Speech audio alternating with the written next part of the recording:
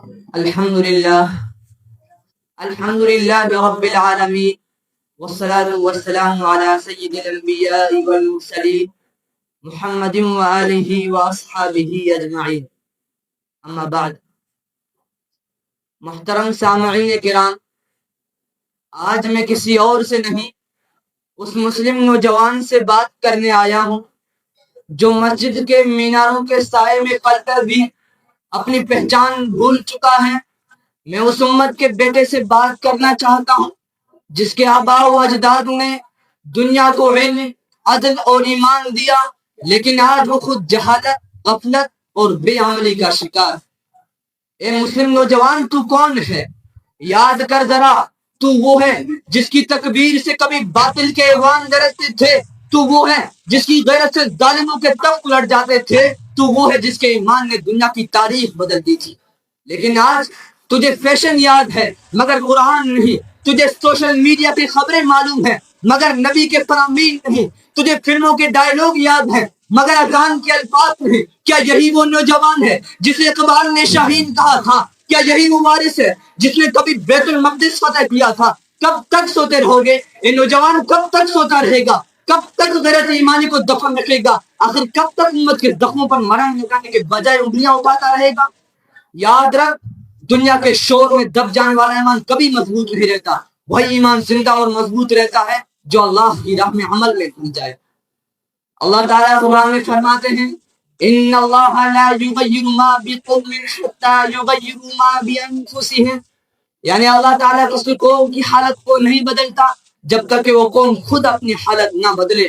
تو بدل جا، اٹھ جا، اپنے رب کے سامنے جھک جا تاکہ دنیا تیرے آگے جھکے. اپنے اخلاق کو یاد کر محمد بن قاسم کو 17 سال کی عمر میں اسلام کا پرچم لہرا دیا.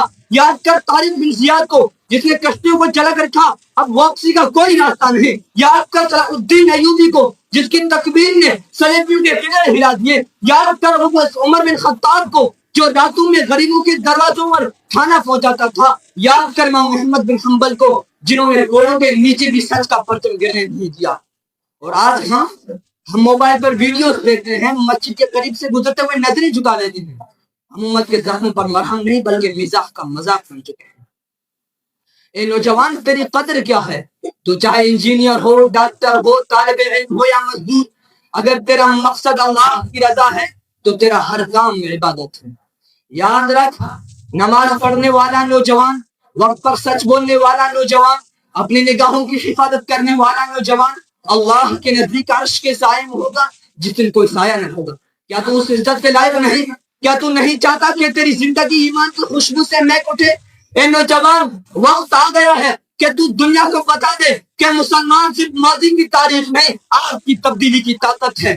اٹھ، علم حاصل کر لیکن صرف ڈگری کے لیے نہیں، امت کی خدمت کے لیے. قرآن پڑھ لیکن صرف تلاوت کے لیے نہیں، عمل کے لیے. نماز پڑھ لیکن صرف رسم کے لیے نہیں، رب سے تعلق کے لیے. اقبال نے کہا تھا اگر فرد واحد اصلاح کر لے تو قوم کی تقدیر بدل جاتی ہے. تو وہ فرد بن جا، اپنی روشنی سے اندھیروں کو مٹا دے، اپنے علم، اپنی زبان، اپنے کردار سے اسلام کی عزت کو بڑھا دے. امت کا درد محسوس کر، کبھی غزہ کی ماؤں کی آہیں سن، کشمیر کے بچوں کی آنکھوں میں آنسو دیکھ. روہنگیا، فلسطین، شام، سوڈان، یہ سب تیری امت ہے. ان کے زخم تیرے زخم ہیں، ان کی فریاد تیری غیرت کو جگانے کے لیے کافی ہونی چاہیے. جب ایک ماں اپنے بیٹے کو شہادت کے لیے رخصت کرتی ہے تو کیا تو چند دفعہ نماز کے لیے نہیں ہو سکتا؟ جب وہ اپنی جان اللہ کے دین پر قربان کر دیتے ہیں تو کیا تو موبائل اور میٹ کی قربانی نہیں دے سکتا؟ یہ نوجوان، وقت تیز ہے لیکن تیرا مقصد اس سے بھی بڑا ہے. دنیا دولت سے نہیں کردار سے بدلتی ہے. جب تو سچ بولے گا دنیا خاموش ہوگی، جب تو عدل کرے گا ظلم کمزور پڑے گا، اور جب تو ایمان پر جمے گا اللہ کی مدد تیرے ساتھ ہوگی. عقابی روح جب بیدار ہوتی ہے جوانوں میں، عقابی روح جب بیدار ہوتی ہے جوانوں میں، نظر آتی ہے ان کو اپنی منزل آسمانوں میں. وما علیہ